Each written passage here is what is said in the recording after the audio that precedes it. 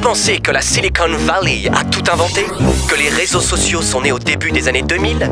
Que les startups, c'est nouveau? Eh bien, pas tant que cela. Paléo Futur décode notre société actuelle en se replongeant dans le passé.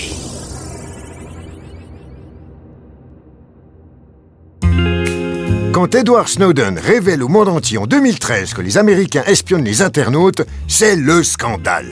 Et pourtant, qui communique prend le risque de se faire espionner, ceci depuis toujours. Au VIe siècle avant Jésus-Christ, le général Tzu consacre le dernier chapitre de l'art de la guerre à l'importance d'avoir de bons espions et affirme qu'une armée sans agent secret est comme un homme sans yeux et sans oreilles. Quelques siècles plus tard, à Rome, l'empereur Auguste met en place le Cursus Publicus, un réseau postal qui assure les échanges officiels et administratifs de l'Empire. C'est sur ces fondations que vont naître les services d'espionnage romains, capables de collecter des renseignements, mais aussi de communiquer de façon codée.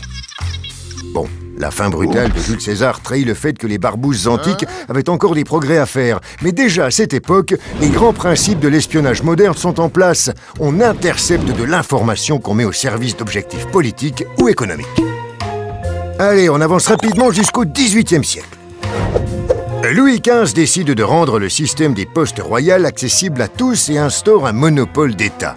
Grâce à cette subtile manœuvre, toutes les lettres sont à disposition du cabinet du secret des postes, autorisé à ouvrir les courriers. On l'appelle aussi le cabinet noir. Ce n'est pas très discret, car on doit décoller et recoller les cachets, mais ça marche et la pratique se répand vite en Europe. Changement de continent et d'époque, direction les USA au XIXe siècle. Pendant la guerre de sécession, le président Lincoln craint que les confédérés ne se servent du télégraphe pour communiquer. Il décide d'organiser des descentes de police pour saisir toutes les dépêches qu'il épluche en personne.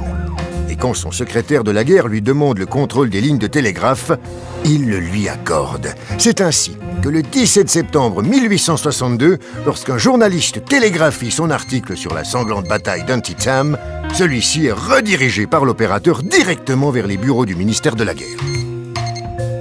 Du Cursus Publicus des Romains aux grandes oreilles d'Internet, c'est toujours la même histoire. On espionne les échanges, mais il faut trouver un équilibre entre les intérêts sociaux, vie privée, liberté, confidentialité, et la raison d'État, sécurité, contre-espionnage, lutte contre la criminalité. Si la surveillance vous choque, une recette simple existe pour la combattre, créer les conditions de la paix. Car si en temps de guerre, la surveillance ne choque pas grand monde, quand les canons se taisent, elle peut être remise en question.